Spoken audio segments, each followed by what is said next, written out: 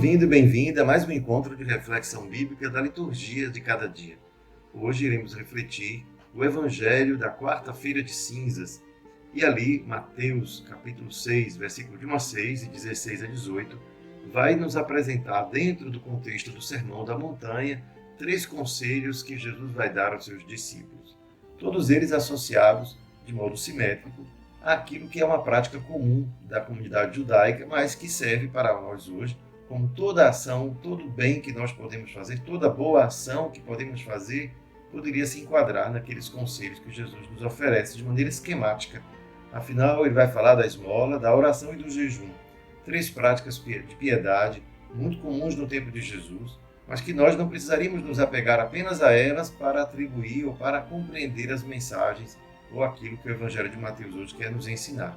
Podemos muito bem dizer que para toda boa ação, aqueles conselhos valem.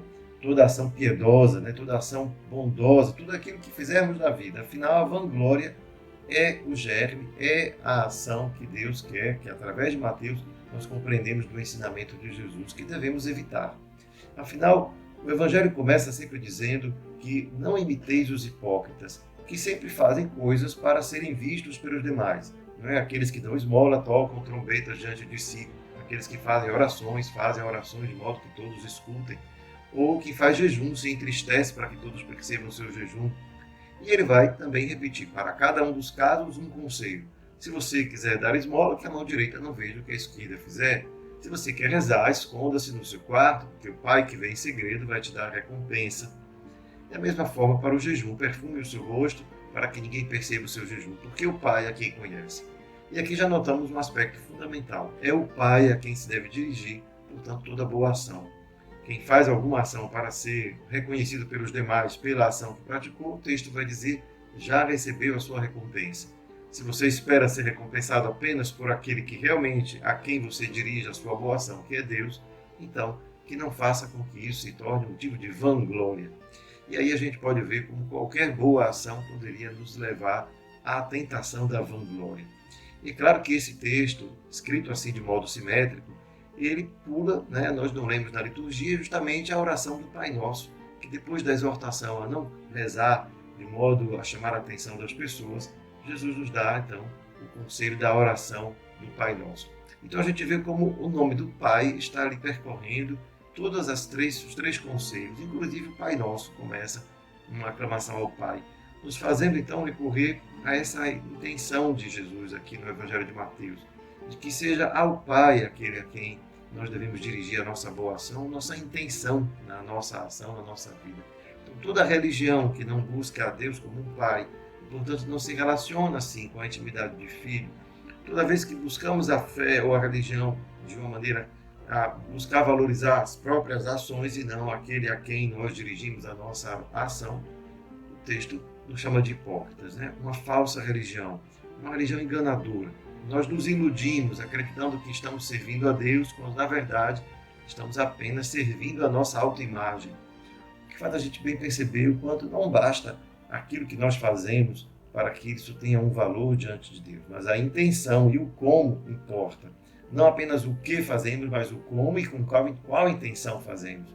E esse é o Evangelho que vai nos ajudar, portanto, a purificar o nosso coração de tudo aquilo que poderia nos tornar, como o texto diz, hipócritas, nos iludindo, nos fazendo, portanto, praticar uma religião que não é aquela que Jesus quer nos ensinar. Uma religião que se volta para o Pai e que busca no Pai a sua razão de ser, a sua recompensa.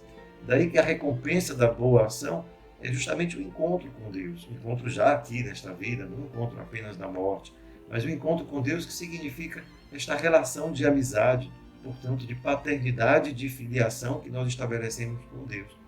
E dali a gente encontra o centro do Evangelho de Jesus. Ele veio nos revelar o Pai, e ao revelarmos um Pai, nos revela uma relação que se estabelece. Nós nos estabelecemos uma relação com Deus que é de pai e filho.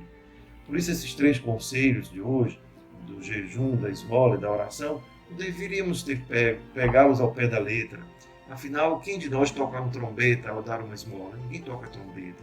Então é uma forma de exagerar a oração.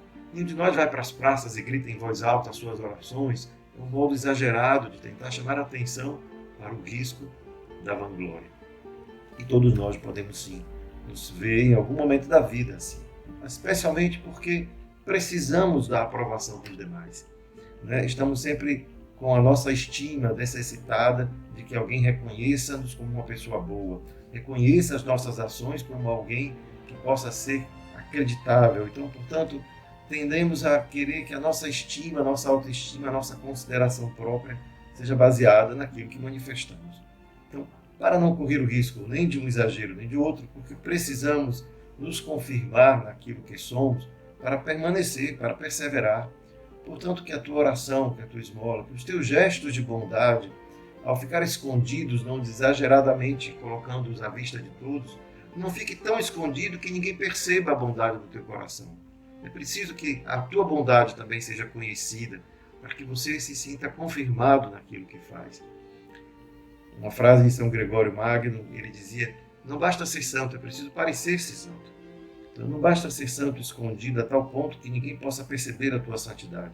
A tua santidade também precisa ser comunicada, não porque nos vangloriamos das coisas boas que fazemos, mas porque elas moldam o nosso ser e o nosso rosto se transfigura por aquilo que somos. Portanto, é uma transmissão por irradiação, né? Aquela bondade, o bem que produzimos. Não porque fazemos publicidade dele e queremos, quem sabe, receber disso a nossa recompensa.